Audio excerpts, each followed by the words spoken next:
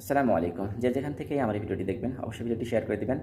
কোরআনের দাওয়াত যদি আপনি শেয়ার করতে পারেন, কাল কিয়ামতের মাঠ পর্যন্ত আপনার কবরে সাদকায়ে জারিয়া হিসেবে সওয়াব লেখা হবে। অবশ্যই এই আমলটি আমরা করার চেষ্টা করব। ইনশাআল্লাহ আল্লাহ তাআলা যেন আমাদেরকে তৌফিক দান করেন। আপনি যদি মুসলিম হয়ে থাকেন ভিডিওটি শেয়ার করে যাবেন। কারণ কোরআনের দাওয়াত আপনিও দিলেন, আমিও দিলাম। এর কারণে আমরা উভয় কিন্তু সওয়াব পেয়ে যাব।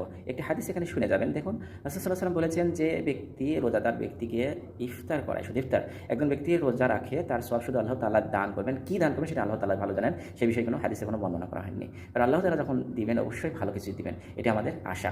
এবং সেই কারণে বললাম যে আমি যদি ইফতার করাই, ওই রোজাদার ব্যক্তি যেই পরিমাণ সওয়াব পাবে, যে ইফতার করালো শুধু একটি খেজুর বা এক গ্লাস পানি বা এক গ্লাস শরবত বা একটু খানা খেলালো, সেই সওয়াবটুকু কিন্তু তিনিই পাবেন। তার মানে আল্লাহ তাআলা কিন্তু দেওয়ার সময় কাউকে কমতি করে দেন না।